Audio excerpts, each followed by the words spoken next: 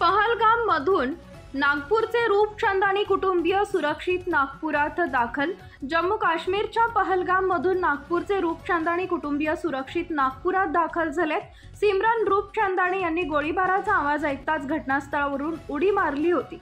टेकडीवरून उडी मारल्यामुळे त्यांचा जीव या घटनेत वाचला।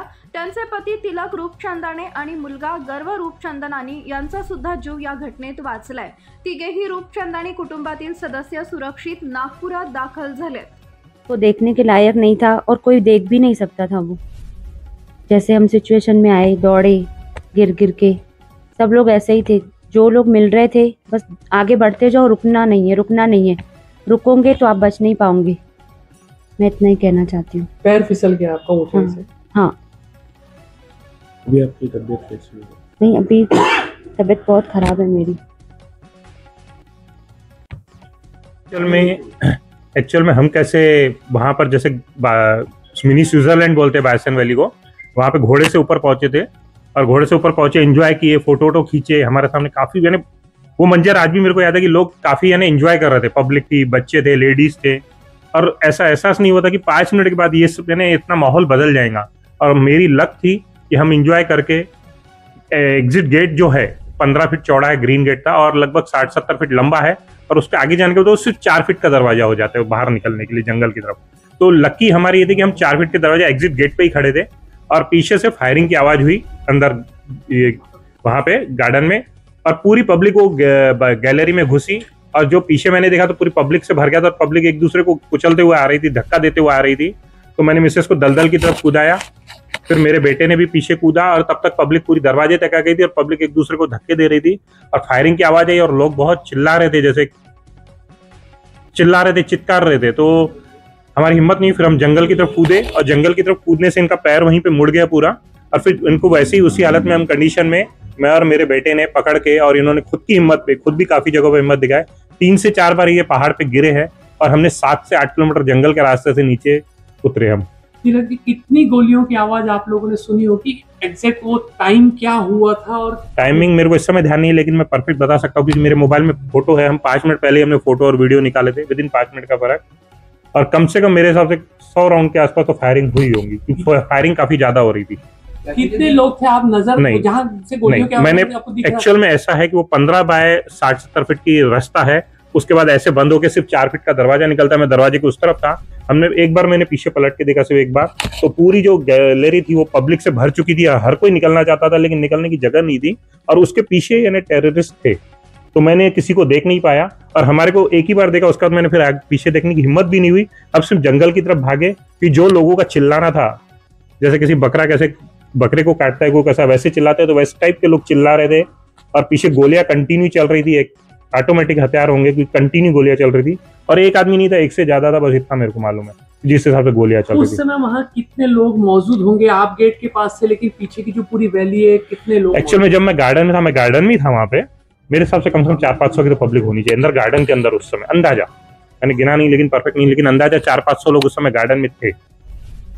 इस तरह का मंजर आपको दिख रहा था, जान बचेंगी नहीं या लोग नहीं, उस समय ये नहीं लग रहा था कि जान बचेंगी नहीं बचेंगी, क्योंकि इनका पैर टूटा हुआ, हम पहाड़ पे, और जंगल का रास्ता, खड़ा पहाड़, हम वो तो मेरे बेटे ने काफी हिम्मत दिखाया। एक्चुअल में मेरे बस की भी अकेले की बात नहीं थी, मेरा बेटा है 17 साल का, वो उसने ज्यादा काफी स्ट्रांग दिखाया, हिम्मत दिखाया, बोले नहीं मैं आपको छोड़ूंगा नहीं, लेके चलूंगा। उसको हमने 1-2 बार बोले भी बेटा तू आगे भाग जा, हम पीछे से आ रहे, नहीं बोले आपको लेके ही जाऊंगा, बोले मैं नीचे। उसने एक बाजू से अपनी माँ को उसने पकड़ा, एक बाजू से मैंने पकड़ा, और इनको हम नीचे तक लाए। इसी तरह की हालत सभी लोगों की थी? जो सभी लोग हम तो फिर भी लाए, लोग तो गिर रहे थे, क्योंकि एक लेडी बीच में खड़ा ऐसे उतार था, घस कीचड़ थी, तो एक लेडी गिर गई, फिर मेरे बेटे ने मेरी मिसेस को छोड़ के उसको उठाया, थोड़ा उसको नीचे उतारे, फिर हमने इनको नीचे उतारे वहां से, उस पार्ट से, लेकिन फिर हम ज्यादा मदद नहीं कर पाए, क्योंकि हमारे को लग रहा था कि हम अपनी जान बचावे।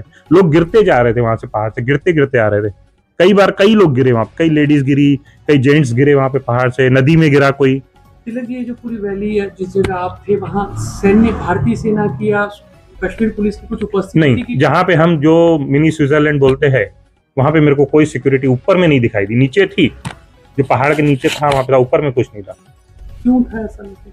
नहीं, मेरे को आइडिया नहीं। अब हम घूमने गए थे, हमारे को ये अनुभव ही नहीं था कि ऐसा कुछ हो जाएगा। हम इंजॉय कर रहे थे, मेरे पास फोटो है, वीडियो में दिखा दूंगा, विदिन 5 मिनट पहले का वीडियो था, मेरे पास फोटो है। एक हस्बैंड अपनी वाइफ के साथ फोटो खिंचा रहा था, शायद उनकी नई शादी हुई थी, मेरी मिसेज ने मेरे को बोली कि उनके सामान फोटो खींचना है। अभी न्यूज में आ रहा है कि उनके हस्बैंड को मार दिए। वो एक तरह से स्वर्ग था, कुछ इस पलों में नर्क हो गया। 5 मिनट पहले का मेरे को आज भी सीन याद है, मैं कभी जिंदगी में नहीं भूल पाऊंगा। ऐसा लग रहा था कि भाई बहुत माहौल अलग है, स्वर्ग टाइप है, बड़े बड़े पेड़ और लोग एंजॉय कर रहे हैं, एंजॉय यानी फुल एंजॉय कर रहे थे लोग। और 5 मिनट बाद ऐसा बन जाएगा माहौल, हम सोच नहीं सकते उस बारे में।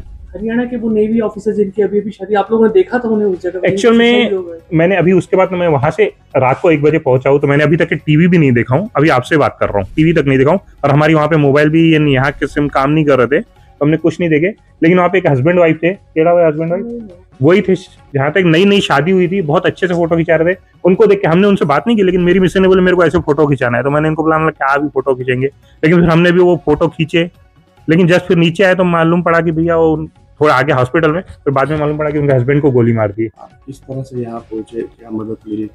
एक्चुअल में फिर वहां से हम पहाड़ी से नीचे उतरे, तो हमारी खुद की पर्सनल कार थी। फिर हम वो पर्सनल कार से हॉस्पिटल गए, इनका ट्रीटमेंट वगैरह लिए। फिर श्रीनगर हम अपनी कार में ही पहुंचे, वो रात को खुद की कार थी तो हम श्रीनगर पहुंचे। वहां से फ्लाइट जो बुक कर रहा था मैं, क्योंकि फ्रैक्चर थे, मैं इनको रोक नहीं सकता था, तो हर फ्लाइट बुक आ रही थी।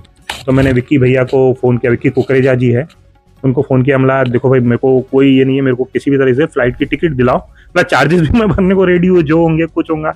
लेकिन मेरे को एक्चुअल में बुकिंग मिल नहीं रही है। लोग वहाँ पे बहुत पैनिक सिचुएशन थी। और विंकी रुघवानी जी है, ये कंटिन्यू कॉल कर रहे थे हमारे से, कंटिन्यू बात टच में थे, बात कर रहे थे। मतलब मेरे को कोई दिक्कत नहीं, मेरे को निकलना है बस यहाँ से, इनकी कंडीशन ये है, निकलना है। तो लेकिन फ्लाइट ही नहीं मिल रही थी। फिर विक्की कुकरेजा जी ने वहाँ पे कोई मुंडे जी है सर, उनसे बात की है सीएमओ में।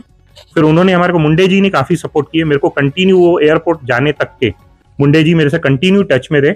और मेरे को एयरपोर्ट निकलने के टाइम भी फोन है, आप एयरपोर्ट के लिए निकल गए, आपको कोई हेल्प चाहिए? मिला नहीं, मैं एयरपोर्ट के लिए निकल चुका हूँ, खुद की कार है, मतलब खुद की कार में हम पर्सनल ड्राइवर के साथ निकल चुके हैं।